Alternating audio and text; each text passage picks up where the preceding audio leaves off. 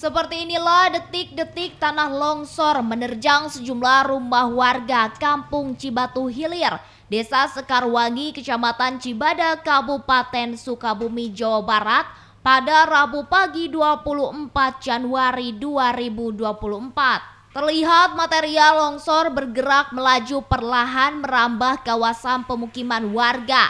Sementara hasil laporan Pusat Pengendalian Operasi Penanggulangan Bencana atau Pusdalops PB Kabupaten Sukabumi, 12 rumah terdampak, 43 lainnya terancam. Dari data asesmen sementara, warga yang terdampak berjumlah 15 kepala keluarga dari 51 jiwa.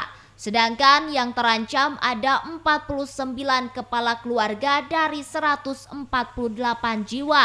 Kemungkinan masih ada penambahan data tanah longsor. Kepala Desa Sekarwangi Abeng Bainuri mengatakan menerima laporan kejadian pada Rabu pagi sekitar pukul 6 waktu Indonesia Barat. Warga yang tinggal sekitar lereng gunung dihimbau segera evakuasi diri, dibantu masyarakat lain serta antisipasi longsor susulan.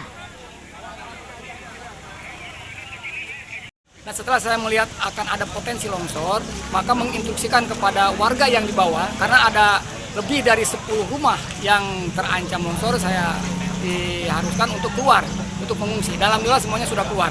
Sehingga begitu kejadian, tepat jam 6.30 dari setengah 7 ini terjadilah longsor. Longsor memang tidak sekaligus karena terhalang mungkin oleh bambu-bambu. Sampai saat ini pergerakan tanah masih terus terjadi ya. Tim relawan gabungan dari berbagai elemen berada di lokasi, lakukan evakuasi kepada warga yang terdampak, serta memasang garis polisi di sejumlah titik potensi longsor susulan. Dari Kecamatan Cibada, Kabupaten Sukabumi, Iqbal Bakar melaporkan.